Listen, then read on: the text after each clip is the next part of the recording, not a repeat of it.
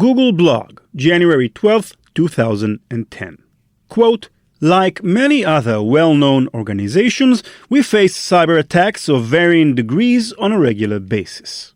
In mid-December, we detected a highly sophisticated and targeted attack on our corporate infrastructure originating from China that resulted in the theft of intellectual property from Google. However, it soon became clear that what at first appeared to be solely a security incident, albeit a significant one, was something quite different."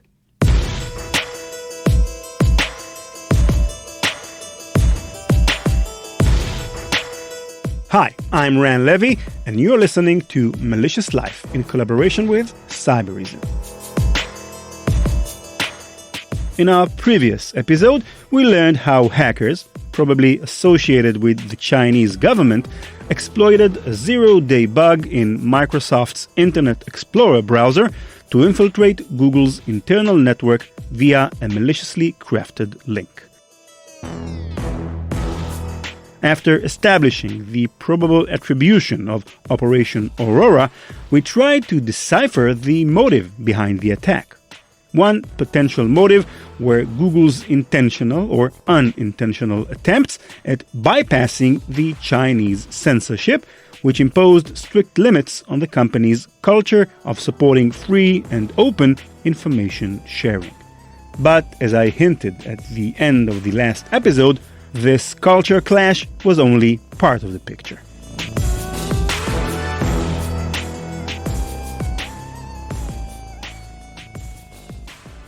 News that Google was hacked would have been enough excitement for one day. But it was another revelation later in the same blog post that surprised everyone. Quote, "These attacks and the surveillance they have uncovered, combined with the attempts over the past year to further limit free speech on the web, have led us to conclude that we should review the feasibility of our business operations in China." End quote.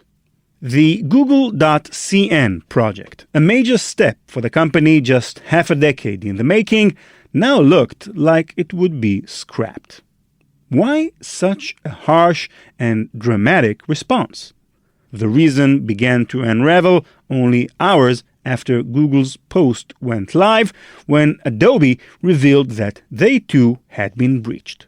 Soon came the mudslide. Lockheed Martin, Yahoo, Symantec, Northrop Grumman, Dow Chemical, Morgan Stanley. In total, 35 of America's largest companies had been linked to the same attack. So by this point, two things were clear. Number one, this was not just a Google problem. Number two, if this was a big problem before, now it was a big problem. A large-scale cyber affront had been conducted by a significant power against elite American corporations, and by all accounts, it succeeded. What those hackers got their hands on was much more than Google had ever let on. It's difficult to quantify just how vital source code is to a digital company. For Google, Yahoo, Adobe, it's the bedrock for everything. What's hard to believe with this in mind is how easy it was for Aurora's hackers to break into the source code databases of these 35 major companies. A McAfee white paper published 3 months after the attacks did not name which of the 35 companies they investigated. What they found was the widespread use of almost totally unsecured SCMs, source code management systems. In particular, many of the companies, indeed many of the top 1,000 companies in America, were using the same SCM provided by a California-based company called Perforce. According to the report, Perforce isn't necessarily less secure than its competitors, but that's only because the bar was so low. The holes in Perforce SCM were big and plentiful. Some were perhaps understandable. Consider, Developers who like to work on their personal computers will often copy shared code, work on it locally, and then paste back their updated version. It's convenient to do so. You can work from home this way or from a coffee shop. But giving full access to source code databases to individuals whose computers may not be subject to the same scrutiny as corporate databases typically are opens up new attack paths. Think of it like having a vault full of money and giving the combination to everyone who works at the bank. Not every teller will protect that information perfectly well, so it's not smart for them all to have the same highest level access to that money. Perforce default configuration did not protect against the untrained employee. That meant that instead of having to break into the heart of all these major American corporations, the Aurora hackers could have achieved the same effect simply by spearphishing individual employees. Other holes in the Perforce software are even less easily justified than that. 1. Any unauthenticated user could create an account without first needing a password.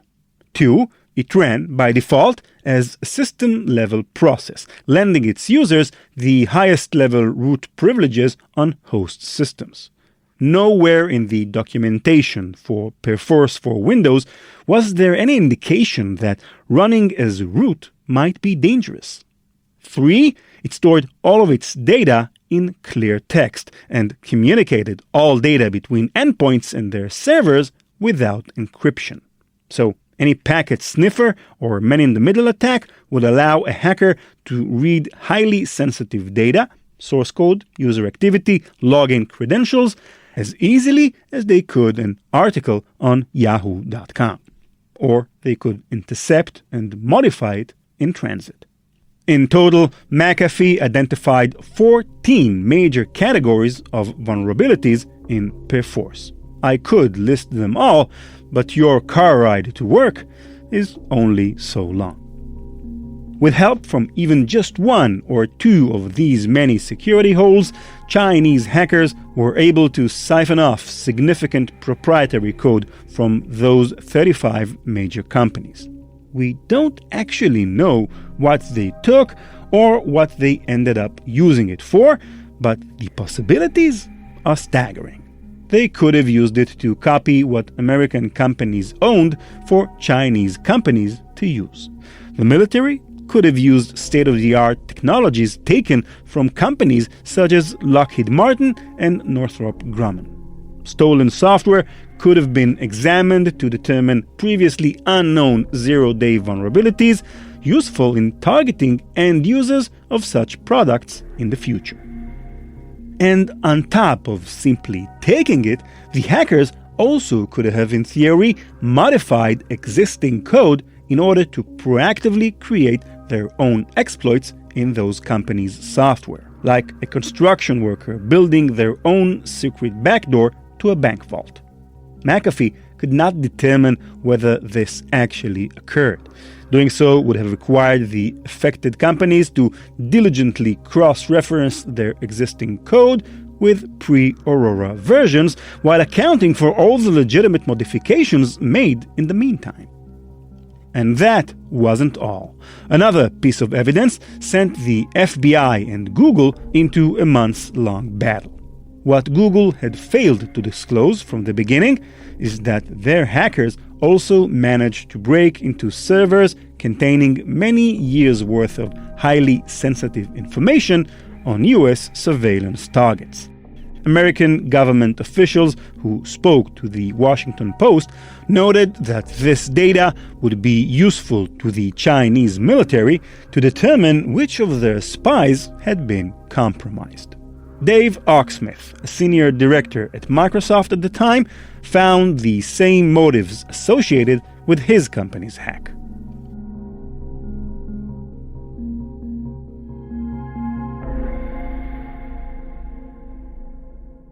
And yet, neither the US government nor Google or any of the other hacked companies would outright name the Chinese government as their attackers. In fact, amid talks of human rights abuse and caps on freedom of information, the author of the instigating Google blog post went out of their way to praise the Chinese government. Take, for instance, this paragraph, quote, "We have taken the unusual step of sharing information about these attacks with a broad audience, not just because of the security and human rights implications of what we have unearthed, but also because this information goes to the heart of a much bigger global debate about freedom of speech." In the last 2 decades, China's economic reform programs and its citizens' entrepreneurial flair have lifted hundreds of millions of Chinese people out of poverty. Indeed, this great nation is at the heart of much economic progress and development in the world today. End quote. Isn't that a strange combination of sentences? Like telling a bully, "I don't like that you punch me in the face, but I loved your technique." Just about everybody involved in Aurora did this same tightrope act, insinuating without blaming. And so, without any smoking gun evidence, that's where things stood for a while. By late 2010, as new evidence in the case slowed to a halt, the story of Operation Aurora fizzled out. Whatever was stolen was replaced. Whoever had stolen it had gotten away with their crimes. Months passed. And then, beginning on November 28, 2010, hundreds of thousands of U.S. State Department cables obtained by Chelsea Manning, then Bradley Manning, were released through Julian Assange's WikiLeaks, then published with names redacted for the public. They suggested that the entire affair, all 35 hacks, billions in damages, trade secrets, and more, originated with a single high-ranking politician who didn't like the result of his Google search. Quote, Politburo Standing Committee member X recently discovered that Google's worldwide site is uncensored and is capable of Chinese language searches and search results. X allegedly entered his own name and found results critical of him. He also noticed the link from Google's .cn's homepage to google.com, which X reportedly believes is an quote-unquote illegal site.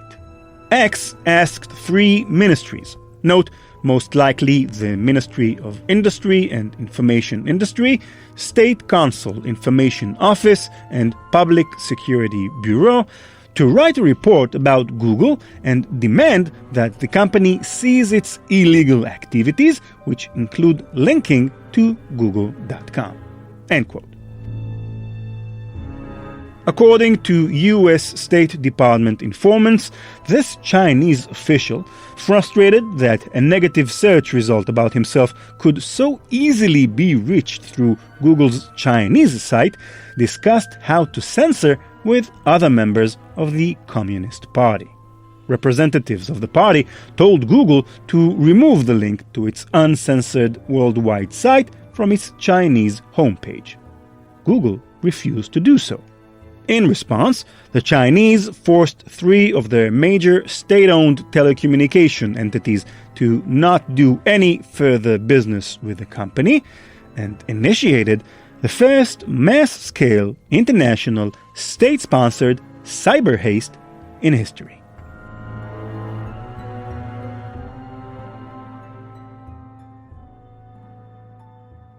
In other words, it could be that although the struggle over cultural and political hegemony in China hangs over the story of Aurora like a dark shadow, it didn't drive the actions of those involved.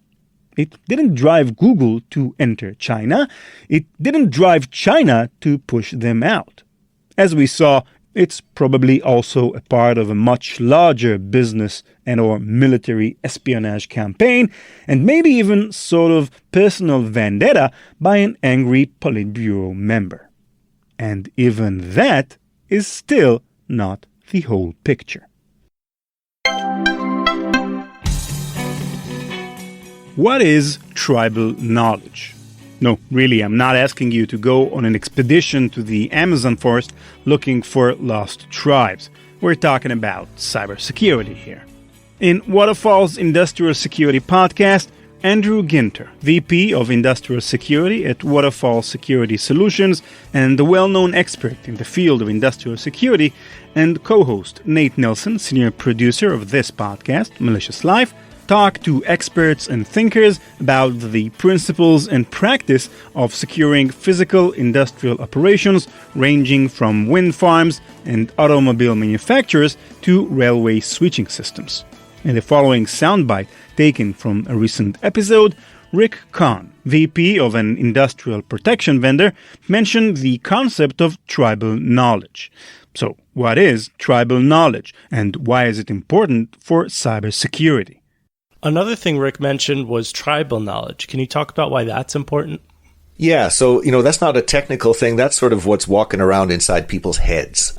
Tribal knowledge is knowledge that's not been written down. It's great as long as people are around. But if people retire, if people are promoted into other divisions, if they leave because they, join another company, you lose the knowledge in their heads. And the knowledge can be very important to troubleshooting and even planning security. For instance, tribal knowledge might be this particular machine, this IP address. Where is it? It's in that room over there. It's in the third cabinet. It's the 8th machine up in the rack. Knowing things like why they exist. It's one thing to say, I got a Windows box with, 7 kinds of software on it with these versions. It's another thing to say, and we put it there to do this. So that kind of knowledge that's in people's heads, he called it metadata, is important to capture into the database as well, and makes the information in the database about software and versions much more valuable. Subscribe to Waterfall's Industrial Security Podcast in all podcast listening apps, both on iOS and Android. Learn more about the podcast at waterfall-security.com.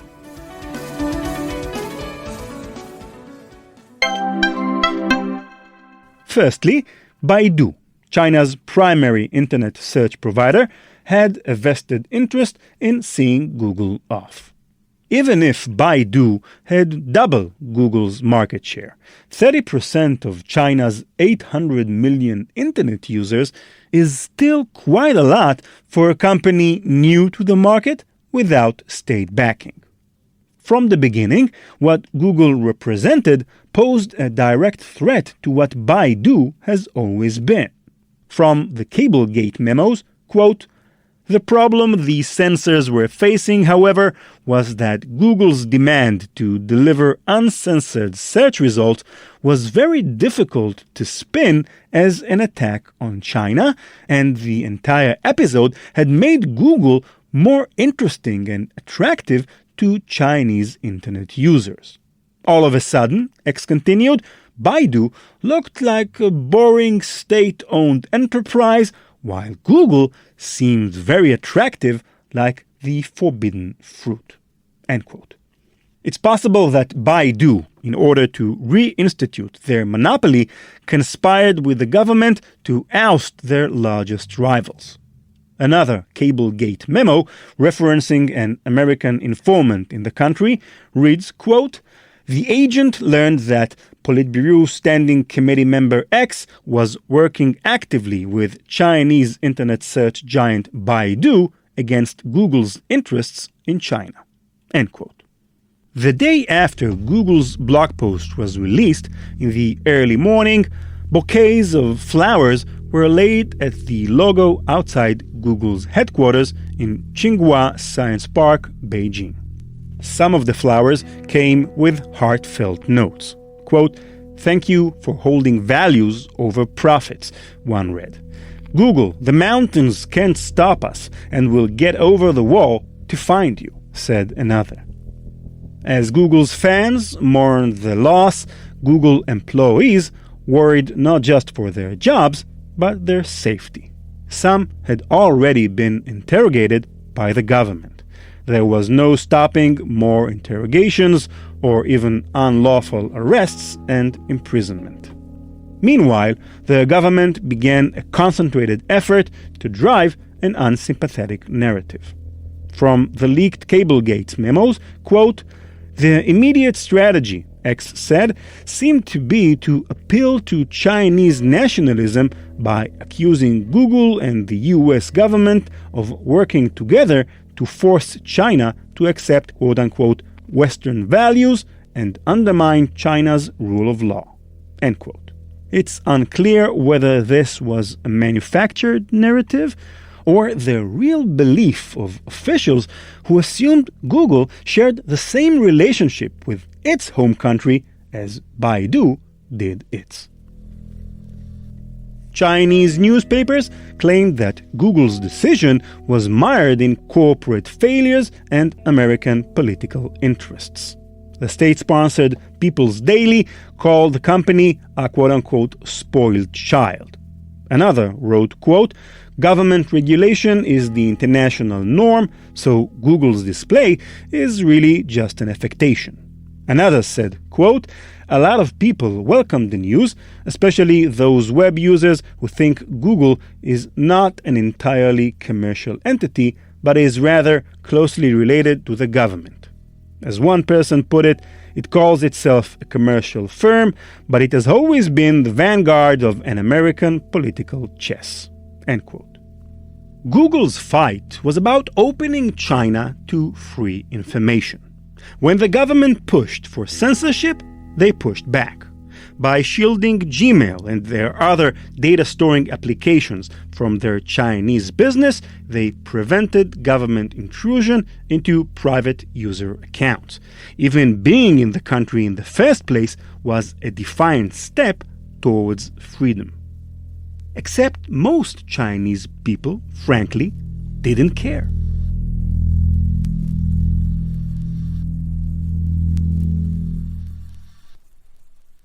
At its height, in mid-2009, Google held just over a 30% market share, half that of their censored, state-sponsored competitor Baidu. Most of their base were tech-savvy, democracy-leaning, already using circumvention technologies to get around the Great Firewall before 2006. The rest of China? Well, they were fine with the status quo. A survey conducted by Sina Weibo showed that 4 of every 5 Chinese citizens didn't think Google's departure from China would hurt the country's IT industry. Isaac Mao, an expert on the internet in China, told CNN, quote, "You have 2 categories of internet users in China. One strongly supports that Google is either staying here without censorship or pulling out of China to keep neutral and independent. But another layer, maybe 90% of internet users in China, they don't care whether Google leaves or not." End quote. So, if most Chinese people didn't feel strongly about Google or their pro-democracy stance, even 3 or 4 years in, what was Google actually accomplishing in China? We know inherently that Google.cn was a profit-making venture, not a moral act. What if they looked at the numbers, the constant government pressure, the cost associated with complying, the negative press they were receiving worldwide for compromising on their supposed values, and decided it didn't add up? An incident like Aurora is the perfect cover, a way to go out defiantly, fashioning a bottom-line decision as a moral stance. Perhaps this is a cynical view.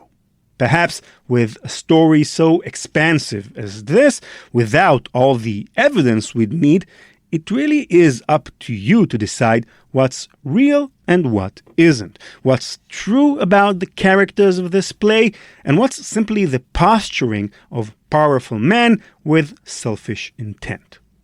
Before you make up your mind, though, let me finish the story. As we come to an end here, we return to January 12th of 2010, the day it all began.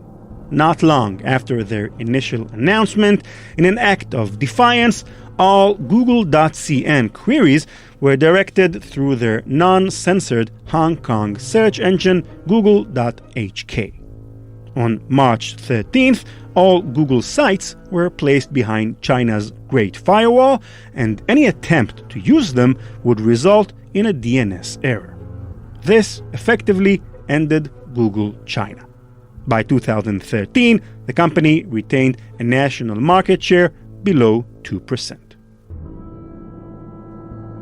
And this is how it remained, at least until last year, when The Intercept revealed a secret Google project to re-establish a fully censored version of their search engine for use in China. Codenamed Dragonfly, the project began in spring 2017, accelerated in 2018, and was set for release in 2019.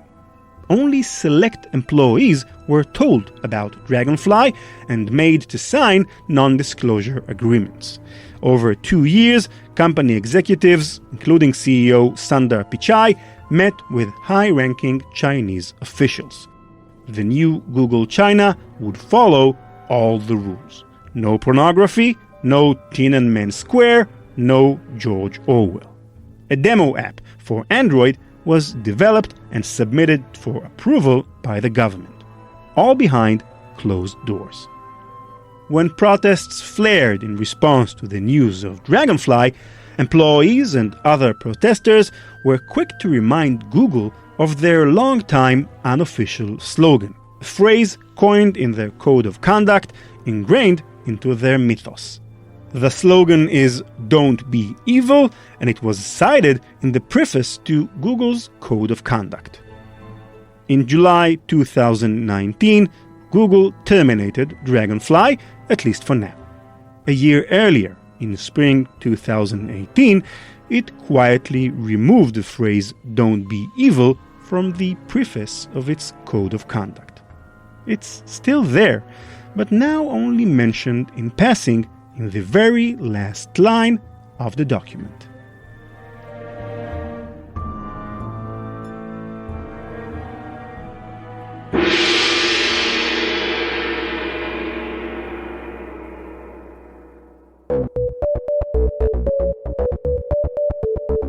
That's it for this episode. Thank you all for listening.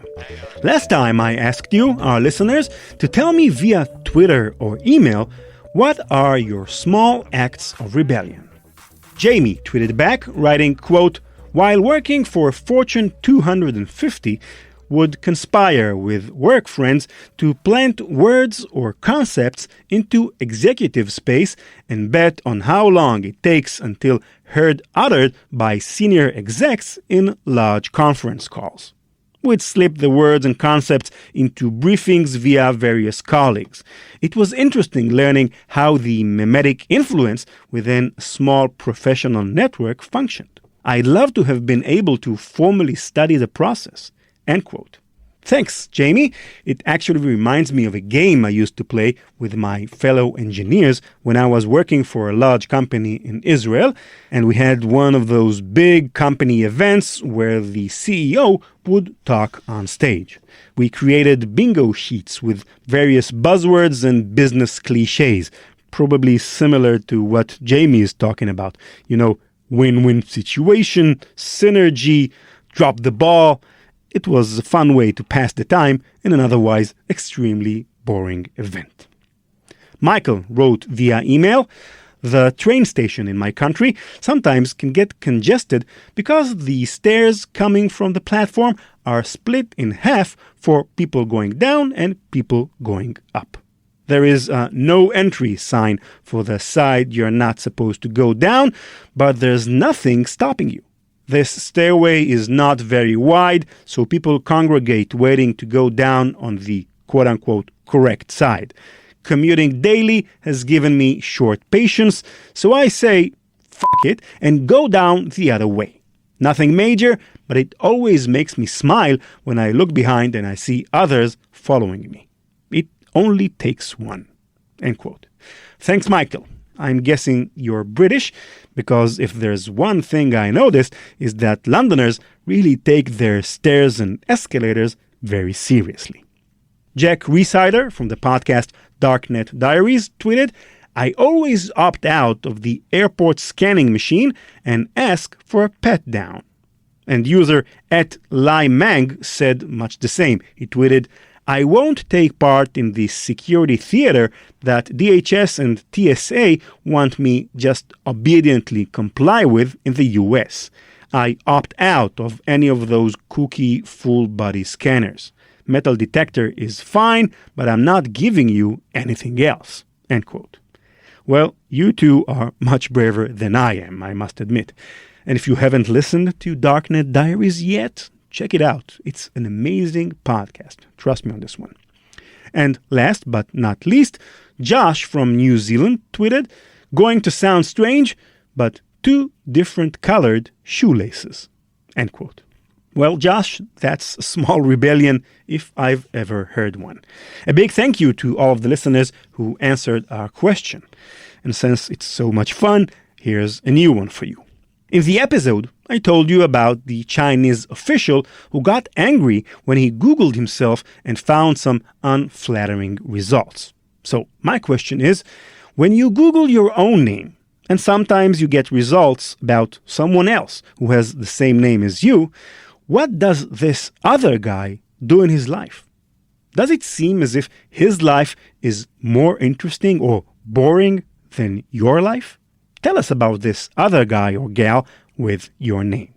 When I Google my name, I get this other Ran Levy, who is obviously much smarter than I am. He is actually Professor Ran Levy, a mathematician who publishes articles with titles like Neurotopology, an interaction between topology and neuroscience, which actually sounds pretty interesting. So, Ran, if you're hearing this, let's do an episode about math and the brain, although you'll probably do most of the heavy lifting since I suck at math. Tell us about your other self. You can tweet me your answers at @RanLevy, RANLEVI, or @malicious.life. You can also mail me your answers to ran@ranlevy.com. Our website is malicious.life, where you'll find all of our past episodes and full transcripts. Malicious Life is produced by PI Media. Thanks again to Cybereason for underwriting the podcast. Learn more at cybereason.com. Bye-bye.